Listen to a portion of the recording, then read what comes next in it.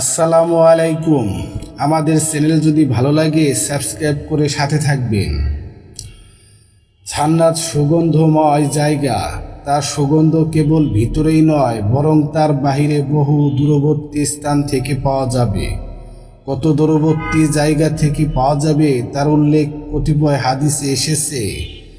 রাসূলুল্লাহ সাল্লাল্লাহু আলাইহি সাল্লাম বলেছেন, দুই প্রকার জাহান্নামী এখন পর্যন্ত প্রত্যক্ষ করিনি, অর্থাৎ পরে তাদের আবির্ভাব ঘটবে। এক সম্প্রদায় যাদের কাছে গরুর লেজের মতো চাবুক থাকবে, যা দিয়ে তারা জনগণকে প্রহার করবে। এক শ্রেণীর মহিলা যারা এমন নগ্ন পোশাক পরবে, বাস্তবে উলঙ্গ থাকবে, পরপুরুষকে নিজের প্রতি আকর্ষণ করবে ও নিজেরাও পরপুরুষের প্রতি আকৃষ্ট হবে। তাদের মাথা হবে উটের হিলে যাওয়া কুজের মতো। এই ধরনের মহিলারা জান্নাতে প্রবেশ করবে না এবং তার সুগন্ধ পাবে না। অথচ জান্নাতের সুগন্ধ এত এত দূরত্বের পথ থেকে পাওয়া যাবে।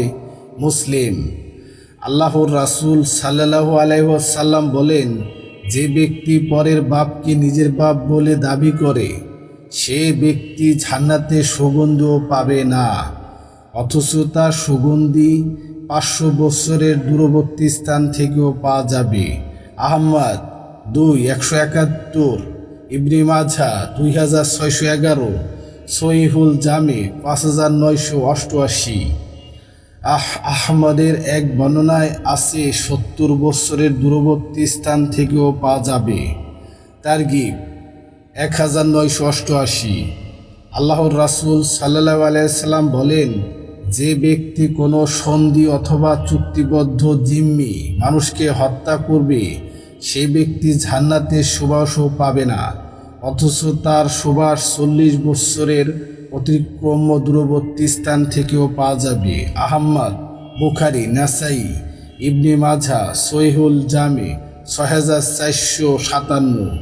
এক বর্ণনায় 70 ও 100 বছরের অতিক্রম দূরবর্তী স্থানের কথা আছে। তারগিব 2044।